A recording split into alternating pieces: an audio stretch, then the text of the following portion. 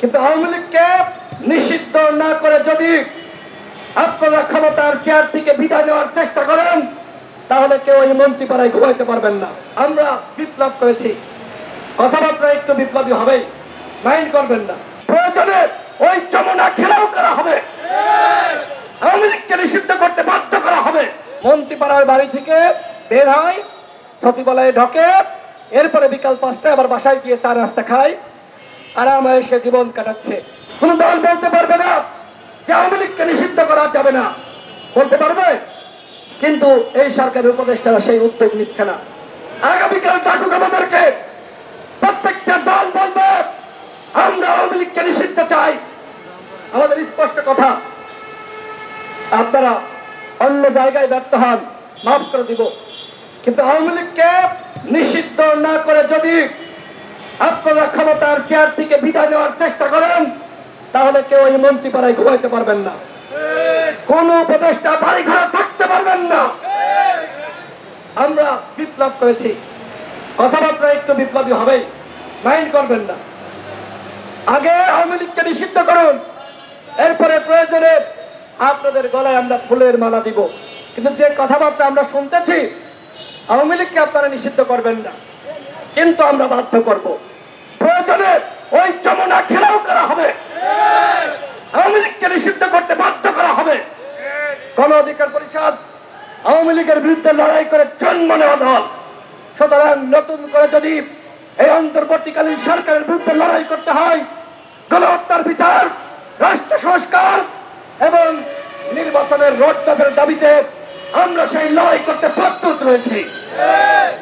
বন্ধুগণ, এই যে অভ্যুত্থানের পরেও এইভাবে প্রতিবাদ করতে হবে, এটি আসলে কখনো মাথায় ছিল না। ভেবেছিলাম ডক্টর মোহাম্মদ ইউনূস এবং তার উপদেষ্টা পরিষদ জনগণের পালস বুঝে কাজ করবে, কিন্তু কতটুকু আসলে পালস বুঝে কাজ করছে আপনারা সকলেই দেখেছেন।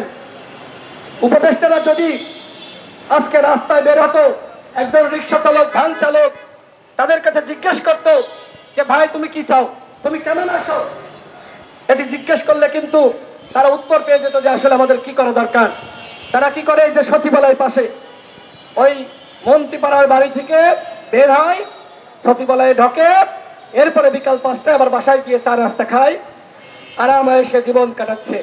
তাদের দরকার ছিল গ্রামগঞ্জে যাওয়া, পাড়া মহল্লায় যাওয়া, যে সেখানকার পরিস্থিতি কেমন।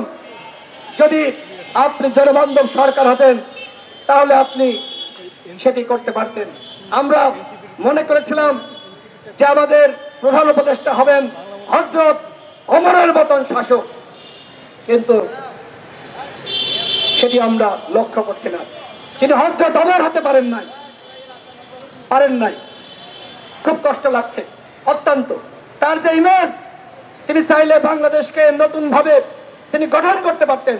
গণ অধিকার পরিষদের পক্ষ থেকে আমরা প্ল্যান চেক দিয়েছিলাম, যতদিন লাগে কাজ করেন, কিন্তু এখন বাধ্য হয়ে বলছি নির্বাচন দেন।